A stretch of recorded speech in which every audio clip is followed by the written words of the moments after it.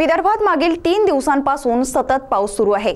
आज पावसाने जरा उसंत घेतली असली तरी चंद्रपुरातील पठाणपुरा गेट बाहेरील इरई नदीचा पूल अर्धा भरला आहे, जेव्हा की चंद्रपुरातील इरई नदी धरणाच्या दरवाजापर्यंतही पाणी आलेलं नाही। मात्र गोसेखुर्दचे पाणी सोडल्याने वैनगंगा नदी भरून वाहते आणि वर्धा नदी पूर्णपणे भरल्यामुळे इरई नदीचे पाणी अडले आहे। याचाच परिणाम पठाणपुरा गेट बाहेरील इरई नदीचा पूल अर्धा भरला आणि ज्या वेगाने इथं पाणी भरलं ते पाहता अजून जर असाच पाऊस सुरू राहिला तर येथील राजनगर आणि सहारा पार्कला पुराचा धोका असून घरे बुडण्याची दाट शक्यता आहे। मागील 3 वर्ष सतत या भागात पूर स्थिती पाहायला मिळाली, मात्र प्रशासनाच्या नियोजनामुळे नागरिकांना दिलासा मिळाला, असे येथील नागरिकांनी सांगितले। आता मी जिथे उभी आहे ती आहे राजनगर कॉलनी आणि माझ्या मागे आहे सहारा पार्क सिटी आणि इकडे या कॉलनीला जोडणारा म्हणजे इरई नदीचा पूल।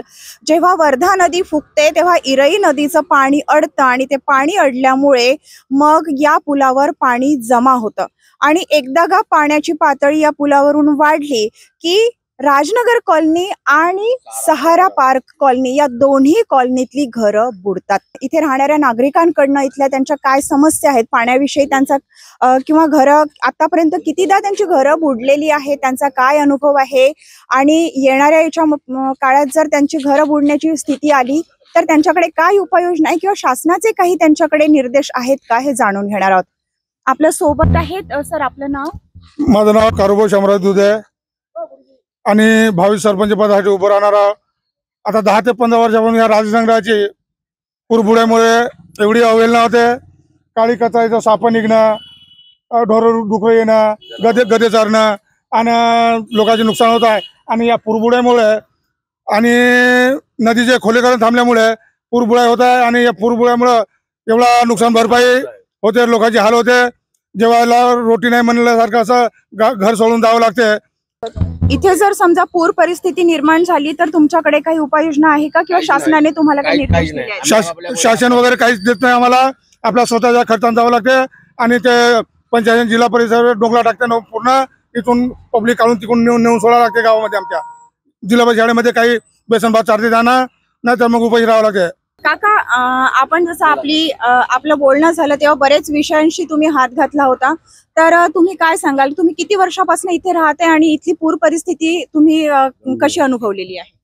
मी इकडे जवळजवळ 4 वर्षापासून राहतोय आणि मागच्या 3 वर्षापासून पूर परिस्थिती म्हणजे होऊनच राहिलेली आहे। परंतु कसं आहे, यात मागच्या वर्षी थोडं प्रमाण कमी होतं पुराचं, कारण की माझ्या म्हणजे माहितीप्रमाणे जे नियोजन होतं सरकारी, जे जिल्हा पातळीवर, तर ते चांगलं होतं। त्यामुळे पूर म्हणजे खूप बळावला नाही आणि व्यवस्थित नियोजन झाल्यामुळे पाणी वगैरे जे होतं ते निघून जात होतं। परंतु जे हा सहारा पार्क आणि राजनगर एरिया आहे हा डाऊन असल्यामुळे कसं इकडे पाणी पहिले भरण्यात येते, म्हणजे इकडे बॅक वॉटर इकडे भरपूर येतो आणि WCLचा हा जो हे आहे ढिगारा, त्याच्यामुळे जे पाण्याचा फ्लो आहे तो कमी होऊन जातो आणि जो बॅक वॉटर आहे त्याला म्हणजे इकडे म्हणजे वाढ मिळते।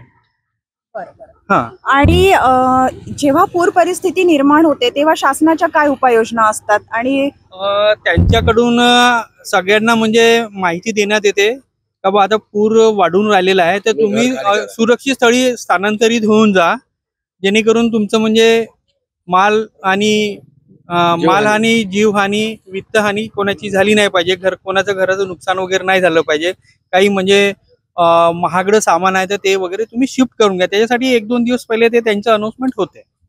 पण एकीकडे नदीचं खोलीकरण झालेलं नाहीये, दुसरीकडे इथे जे प्लॉट्स पडलेले आहेत त्या प्लॉट्सला घर बांधण्यासाठी सार्वजनिक बांधकाम विभागाने परवानगी दिलेली आहे।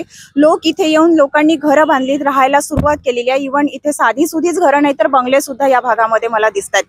तर असं असताना देखील प्रशासनाकडनं काय विशेष व्यवस्था असते किंवा पूर्वसूचना दिल्या जातात आणि प्रशासन तुमच्यासाठी मग काय करतं? जो ई-मीडिया है उससे जानकारी मिल जाती है कि ये जो भी अपने को आगे चल के जो खतरे हैं उससे आप बचाव कर लीजिए। नमस्कार, मी राजनगर मधला रहिवासी आहे आणि गेल्या 7-8 महिन्यापासून मी या ठिकाणी राहतो। पण जेव्हा समस्या जाणून घेतल्या या ठिकाणच्या, राजनगरमध्ये अनेक वर्षापासून राजनगर मधली परिस्थिती अशी आहे का पूर आल्यानंतर या ठिकाणी जी परिस्थिती आहे, कारण की घरामध्ये 3 ते 4 फूट पाणी असते, लोकांचं राहणं मुश्किल होते, साप विंचू, कारण की शेती जवळ असल्यानंतर नाल्या साफ नाही. इथून जर या इकडे जर तुम्ही कॅमेरा जर हे केलं तर तुम्हाला इथं आउटलेट नाही, म्हणजे नाल्याचं पाणी, घरातलं जे पाणी निघायला पाहिजे त्यासाठी सुद्धा जागा नाही. आणि ते जेव्हा डाब मारला जाते किंवा त्याचं रिव्हर्स मारला जाते पाण्याचं, ते सांडपाणी, इव्हन संडासामधलं पाणी घरामध्ये रिव्हर्स जाते. म्हणजे इतक्या समस्या असताना आतमध्ये रोड नाही. आणि आता खोलीकरण जे चालू होतं, तुम्ही त्याचं कव्हरेज केलंच असेल, खोलीकरणाच्या बाबतीमध्ये म्हणजे जवळपास नामधारी खोलीकरण. आज जर आपण नुकतंच एवढा पाऊस झाला ना, आपण त्याची परिस्थिती पाहतो, नदी फुल झाली, असं भीती वाटून राहिली. मला सुद्धा ही भीती वाटत आहे का आता पुढल्या दिवसात 2 दिवसामध्ये मला कुठं सामान काढावं लागेल का कुठं दुसरीकडे हलावं लागेल. ही सुधारणा कधी व्हायची? राजेश मधुकर राशेकर, माननीय इथे 2017 पासून आहो. ठीक आहे, सुधीर भाऊनं आम्हाला आश्वासन दिलं होतं की मी निवडून येऊ न येऊ की राजनगर आणि आरवट ह्या दोन्ही गावाला आम्ही दत्तक घेणार आहोत आणि हे सगळं काम आम्ही करणार आहोत. की जसं सुधीर भाऊची गाडी आली की माझी गाडी बैलबंडी सारखी येत आहे ह्या रोडनी, तर हे रोड बी सगळे सिमेंट रोडचे बनवून देणार. पण हे काही झालं नाही मॅडम. आणि आमच्या राजनगरमध्ये इतकं पाणी वगैरे येतात की कोणी काही लक्ष देत नाही. आणि जे पूर येतात प्रशासन आम्हाला काही सूचना देत नाही.